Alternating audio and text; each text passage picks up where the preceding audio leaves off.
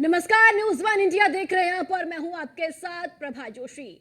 लोकसभा चुनाव के नतीजे आने के बाद बैठकों का दौर शुरू हो गया है। आज शाम 4 बजे दिल्ली में एनडीए की बड़ी बैठक हो रही है। पीएम आवास पर यह बैठक होगी। चुनावी नतीजे और आगे की रणनीति को लेकर इस बैठक में चर्चा होगी और बैठक में नीतीश कुमार और चिराग पासवान भी शामिल होंगे। तो ये बड़ी जानकारी आपके साथ साझा कर रहे हैं, जहां लोकसभा चुनाव के नतीजे आने के बाद बैठकों का दौर शुरू हो गया है। आज शाम 4 बजे दिल्ली में एनडीए की बड़ी बैठक हो रही है। इसी के साथ साथ आपको बताते चले कि पीएम आवास पर यह बड़ी बैठक होगी। चुनावी नतीजे और आगे की रणनीति को लेकर इस बैठक में चर्चा होगी। जो आपको बताते चले कि इस बैठक में नीतीश कुमार और चिराग पासवान भी शामिल होंगे।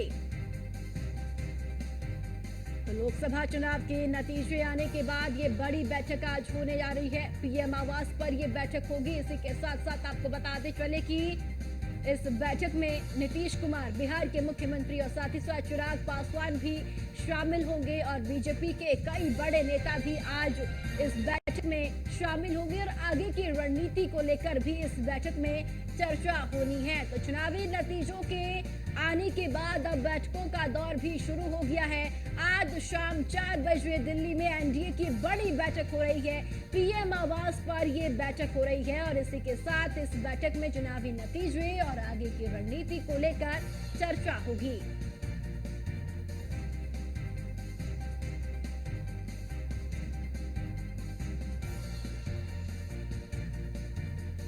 चुनावी नतीजे अब घोषित हो चुके हैं। इसी के साथ आपको बताते चले कि अब बैठकें भी शुरू हो रही है। एनडीए की बड़ी बैठक आज दिल्ली में होगी और पीएम आवास पर यह बैठक हो रही है।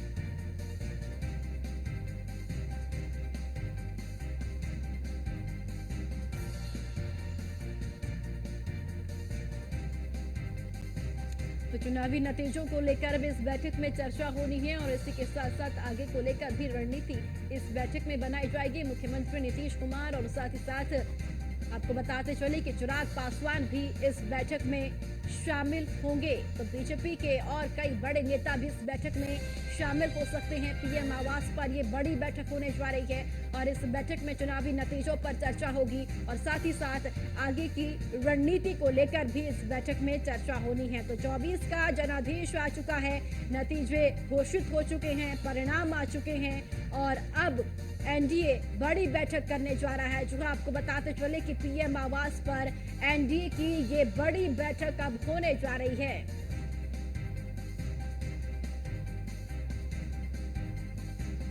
तो एनडीए की ओर से 400 पार का नारा दिया गया था पूरे देश भर में, लेकिन इस जादुई आंकड़े को एनडीए नहीं छू पाई है और अब इस बात पर भी चर्चा होगी कि आखिर कई सीटों पर जो हार मिली है वहां पर हार कैसे हुई, कहां पर कमी रह गई, उन तमाम बातों पर भी इस बैठक में आज चर्चा होनी है। मोदी सरकार की आज आखिरी कैबिनेट बैठक सुबह 11 बजे मोदी कैबिनेट होगी। जहां आज 11 बजे ये बैठक आयोजित की जाएगी। तो मोदी सरकार की आज आखिरी कैबिनेट बैठक होने वाली है। सुबह 11 बजे ये बैठक होगी। तो मोदी कैबिनेट की आखिरी बैठक है ये।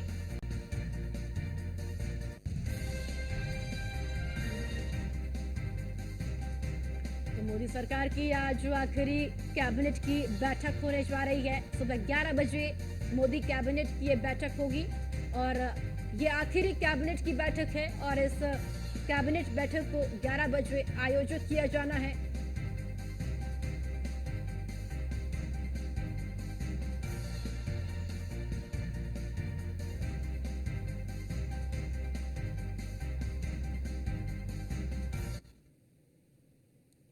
चुनाव परिणाम के बाद इंडी गठबंधन की आज बड़ी बैठक है। शाम 6 बजे इंडी गठबंधन की बैठक होगी और बैठक में आगे की रणनीति को लेकर चर्चा होगी।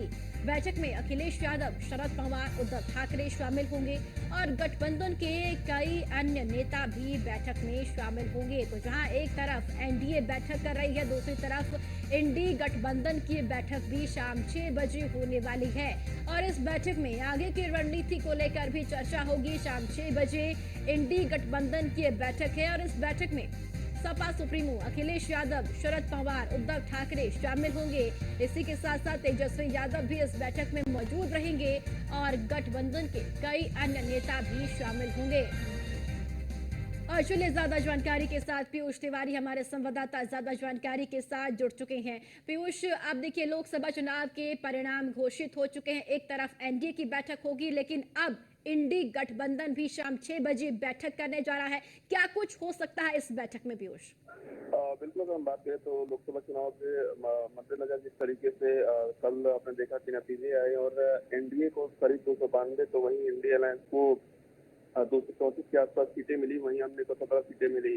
ऐसे में कहीं ना कहीं इंडिया अलायंस की जो सीटें हैं वो बढ़ी हुई है और इंडिया अलायंस की कोशिश है कि जो एनडीए के सहयोगी दल है, जो घटक दल है, वो किस तरीके से इंडिया अलायंस के साथ आ जाए और इसको लेकर लगातार जो है वो कहीं ना कहीं रणनीति बनाई जाएगी। हालांकि आज एक महत्वपूर्ण बैठक होने जा रही बताया जा रहा है। करीब शाम 6 बजे के आसपास ये इंडिया अलायंस की बैठक होगी और इस दौरान तमाम जो इंडिया अलायंस के प्रमुख दलों के नेता हैं उनकी इस बैठक में मौजूदगी रहेगी। इसके साथ ही इस बैठक में ये तय किया जाएगा कि नीतीश कुमार को लेकर इंडिया अलायंस के जो प्रमुख दलों के नेता हैं वो क्या सोचते हैं और इसके अलावा टीडीपी को लेकर क्या कुछ सोचते हैं, क्या उनसे बातचीत की जाएगी या नहीं की जाएगी, इसको लेकर भी चर्चा की जाएगी। इसके साथ ही क्या कुछ रुख रहने वाला है, किस तरीके से रणनीति बनानी है, इसको लेकर भी आज एक महत्वपूर्ण जो बैठक है वो इंडिया अलायंस की होने जा रही है। जी चलिए ठीक है पीयूष, बहुत बहुत शुक्रिया आपका जानकारी के लिए।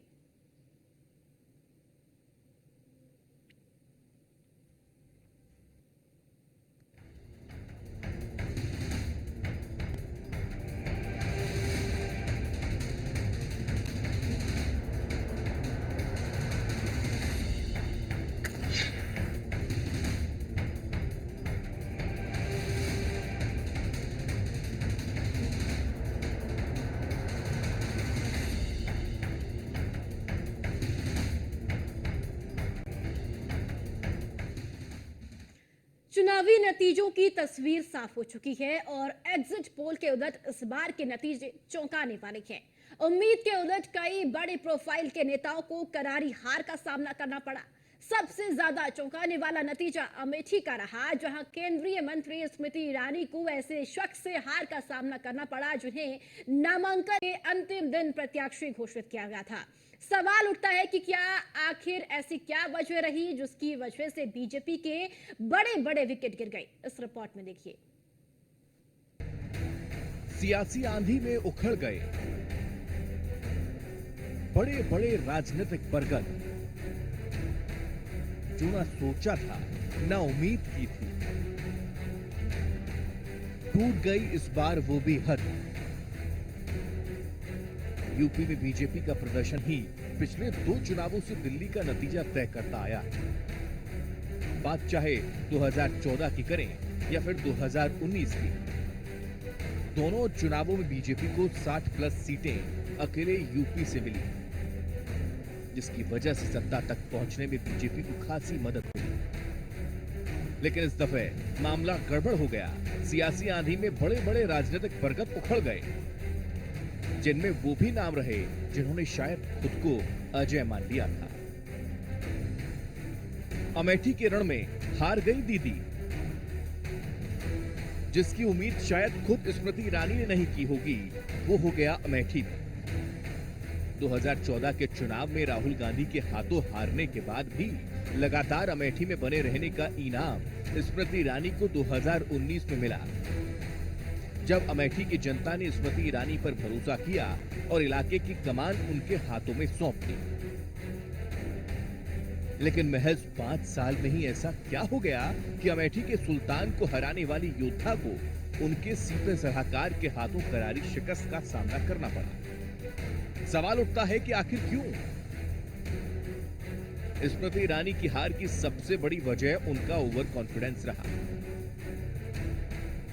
राहुल गांधी की अमेठी छोड़ने के बाद स्मृति ईरानी ने चुनाव को आसान मान लिया। किशोरीलाल शर्मा ने अपने पुराने नेटवर्क का फायदा उठाया, जिसका इस्तेमाल वो गांधी परिवार के लिए करते थे। अमेठी में बदलते माहौल को स्मृति ईरानी और बीजेपी भांप नहीं पाई। अति आत्मविश्वास की वजह से प्रचार में भी थोड़ी ढिलाई की गई और जब नतीजे सामने आए तो स्मृति ईरानी को तमाम दांवपेच के बाद हार का सामना करना पड़ा। दिल्ली के महलों की हनक, पांडे जी की फीकी पड़ी चमक। चंदौली से सांसद और केंद्रीय मंत्री रहे महेंद्रनाथ पांडे ने 2014 और 2019 में आसान जीत दर्ज की थी और केंद्र में मंत्री पद का ओहदा भी हासिल किया। लेकिन दिल्ली के राजमहलों की चकाचौंध में जनाब यूं मसरूफ हुए कि इलाके का दुख दर्द ही भूल गए। चंदौली की जनता की सबसे बड़ी शिकायत महेंद्रनाथ पांडे से यही रही कि वो क्षेत्र में ना तो समय देते हैं, ना ही जन समस्याओं के समाधान का प्रयास करते हैं। पूरे देश प्रदेश में जब सड़कें चमक रही हैं, ऐसे दौर में चंदौली लोकसभा क्षेत्र में टूटी सड़कों के नजारे आम बात है। केंद्र और राज्य की योजनाओं को अपने क्षेत्र में धरातल तक उतारने में भी महेंद्रनाथ पांडे का रिकॉर्ड ठीक नहीं रहा। इसका खामियाजा उन्हें और बीजेपी दोनों को भुगतना पड़ा। बेटे बन गए सियासी विलेन, कौशल किशोर और टेनी की एक कहानी। केंद्रीय मंत्री कौशल किशोर हो या फिर अजय मिश्र टेनी, दोनों की कहानी लगभग एक जैसी। दोनों के राजनीतिक करियर में विवादों की वजह उनके बेटे रहे। बात अगर अजय मिश्र की करें तो फिर किसान आंदोलन के दौरान आंदोलनकारी किसानों पर जीप चढ़ाने को लेकर शुरू हुआ विवाद अजय मिश्र का आखिरी तक पीछा नहीं छोड़ पाया। इसे लेकर अजय मिश्र विपक्ष के निशाने पर भी आए, लेकिन ना तो उनका मंत्री पद गया, ना ही कार्रवाई हो पाई। इसको लेकर माहौल उनके पक्ष में कम था और आखिरकार ये नाराजगी मतदाताओं के वोट के रूप में दिखी और अजय मिश्र को उसका खामियाजा भुगतना पड़ गया। बात कौशल किशोर की करें तो लगातार 2 बार के सांसद रहने के बाद मिली करारी हार के पीछे उनके बेटे की कारगुजारी ही जिम्मेदार रही। जब उनके बेटे के घर में एक व्यक्ति की हत्या हुई और इसे लेकर कौशल किशोर लगातार निशाने पर रहे और इसके अलावा कौशल किशोर की कार्यशैली से उनके क्षेत्र में भी खासी नाराजगी थी, जिससे पहले से ही उनकी राह मुश्किल लग रही थी और आखिरकार नतीजा सामने। Report news 1 India. आखिर यूपी में 2 लड़कों की जोड़ी ने कमाल कर दिया, जिसकी उम्मीद किसी को नहीं थी। साल 2017 में गठबंधन बनाने का प्रयोग कर फेल हो चुकी ये जोड़ी इतना कमाल करेगी, किसने सोचा था। समाजवादी पार्टी की कमान संभालने के बाद लगातार हार दर हार झेल रहे अखिलेश के लिए ये जीत उनका मनोबल बढ़ाने वाली है। तो यूपी में लगभग हाशिए पर जा चुकी कांग्रेस के लिए ये जीत किसी संजीवनी से कम नहीं है। आइए समझते हैं कि आखिर ये कमाल हुआ कैसे और किसकी और जमीन है और जो किसने ये जमीन तैयार की। यूपी के रण में चमकी 2 लड़कों की जोड़ी। यूपी में बीजेपी की हार, कांग्रेस वापसी के लिए तैयार।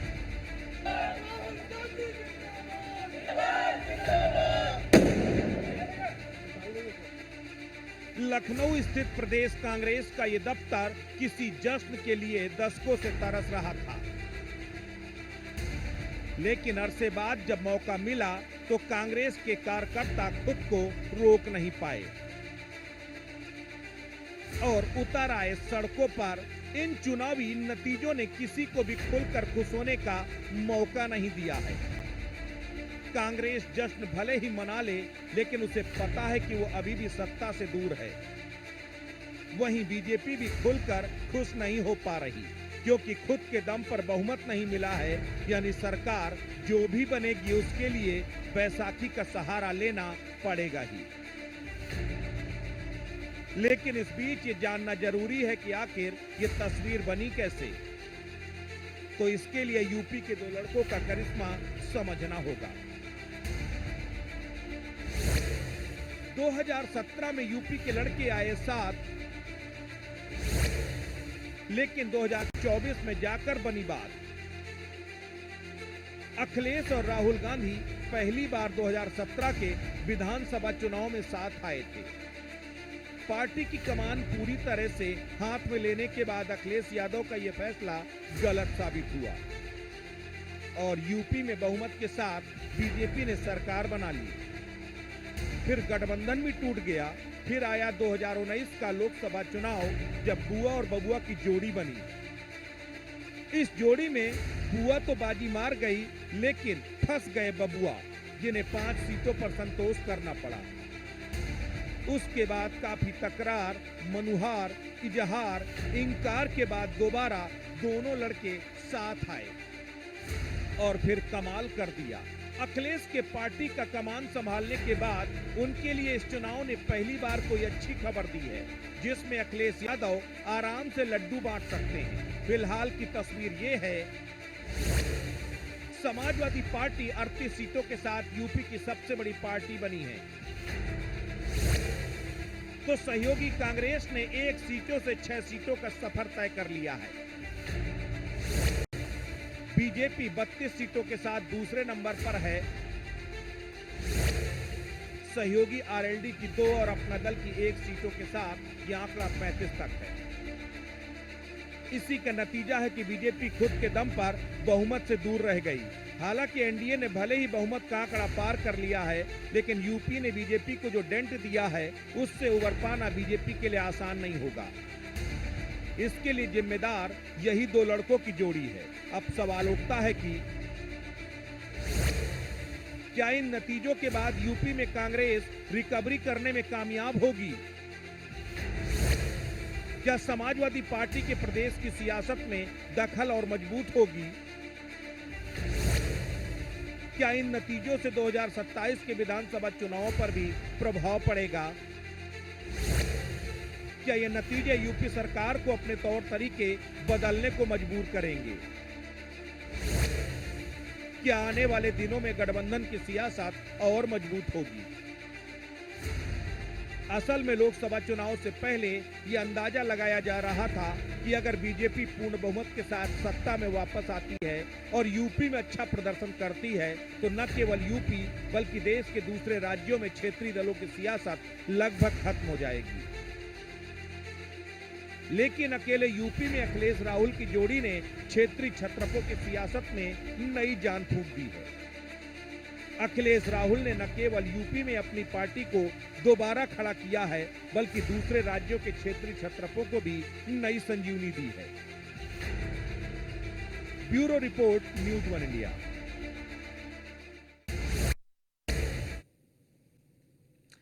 तो अब चुनाव के नतीजे घोषित हो चुके हैं। अब लगातार दोनों तरफ से, यानी कि पक्ष और विपक्ष की तरफ से सरकार बनाने को लेकर पूरी कवायद की जा रही है। जहां आज एक तरफ एनडीए की बैठक है, तो वहीं दूसरी तरफ इंडी गठबंधन की भी बैठक हो रही है। एक तरफ पीएम आवास पर बैठक है, तो वहीं दूसरी तरफ अब आपको बताते चले कि आगे यहाँ इंडी गठबंधन की भी बैठक हो रही है, जिसमें आगे की रणनीति को लेकर चर्चा होगी। क्योंकि चुनावी नतीजे घोषित हो चुके हैं, अब तमाम जो रस्साकशी दोनों तरफ से है वो सरकार बनाने को लेकर है। एनडीए लगातार वही दावा कर रहा है कि एनडीए की सरकार बनेगी, लेकिन दूसरी तरफ इंडी गठबंधन भी दावा कर रहा है।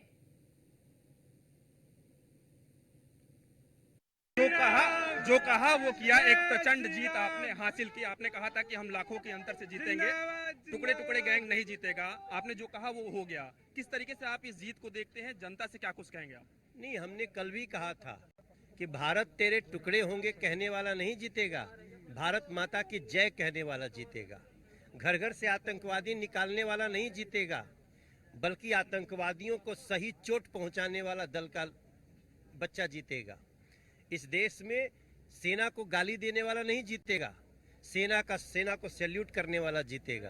और हमारे देश में दिखा दी एक प्रचंड जीत आपने दर्ज की। निश्चित रूप से आपके क्षेत्र की जनता ने आप पर भरोसा जताया है। आने वाले 5 सालों में आप क्षेत्र की जनता को क्या कुछ विकास के कार्य देने वाले? जिन कारणों से अरविंद केजरीवाल रुला रहा है, पानी के बिना रुला रहा है, पेंशन के बिना रुला रहा है, जल जमाव से रुला रहा है, प्रदूषण से रुला रहा है, राशन कार्ड न बना के रुला रहा है, हम तो बस अब आज कल ही से लग जाएंगे कि मोदी जी को प्रधानमंत्री बना दिया, 6 महीना बाद चुनाव है, डबल इंजन पकड़ा दो, दिल्ली दुरुस्त हो जाएगी। प्रधानमंत्री जी ने 100 दिन का एजेंडा रखा है, आपने भी 100 दिन का एजेंडा रखा है विकास का। हाँ, हमारा एजेंडा है दिल्ली को जगाना, क्योंकि जिन लोगों ने दिल्ली को 25 साल से खून के आंसू रुलाए हैं, उन लोगों को परमानेंटली 6 महीना बाद हटाना है, दिल्ली को चकाचक बनाना है। धन्यवाद। हमारे साथ बातचीत कर रहे थे बीजेपी सांसद मनोज तिवारी, वीडियो जर्नलिस्ट राज के साथ मैं पीयूष तिवारी, नई दिल्ली।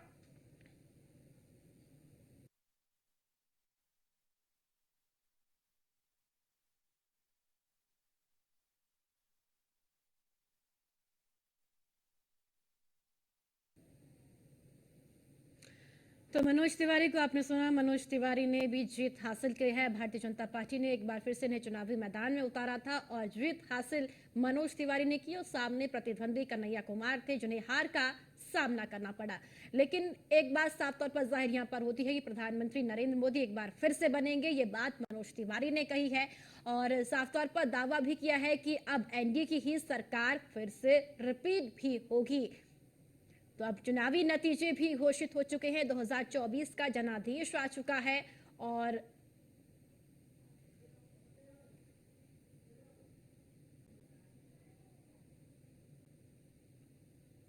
चलिए इसी के साथ इस बुलेटिन में इतना ही। दीजिए इजाजत।